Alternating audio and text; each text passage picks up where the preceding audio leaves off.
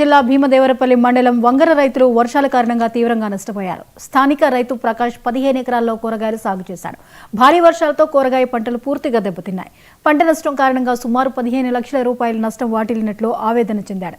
ఇదే విధంగా పలువురు రైతులు మండల వ్యాప్తంగా నష్టపోయారని, ఈ పరిస్థితులను దృష్టిలో ఉంచుకుని ప్రభుత్వం సాయం చేయాలని రైతులు కోరుతున్నారు.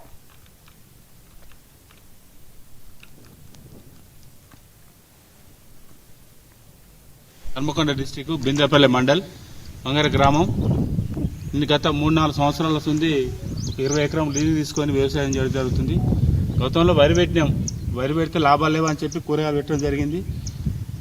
రాత్రి నిన్న మధ్యాహ్నం నుండి రాత్రి వరకు మినిమం మన బిందెపల్లి మండలంలో ముఖ్యంగా ఇక్కడ 42 సెంటీమీటర్ వర్షం పడడం జరిగింది. పంట నష్టం అటుపోతే బీర, కాకర, టమాటా, ఈ వంకాయ మొత్తం ఏం లేకుండా నష్టం జరిగింది. మేము ఏం చేయాలో అర్థం కావడం లేదు. కనీసం పెట్టుబడి దగ్గర 10-15 లక్షలు అయినాయి. మాకు ఎటు కాకుండా అయిపోయింది. చాలా బాధాకరంలో విషయం ఇది. కనీసం ఈ పంట చేతికి వచ్చే టైం ఇది.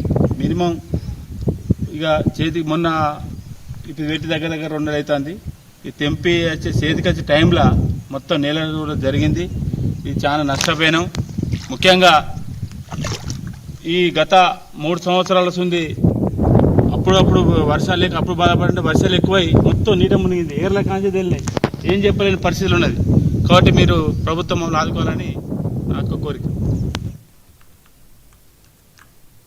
నెల్లూరు జిల్లా గూడూరులో పోలీసు అమరవీరుల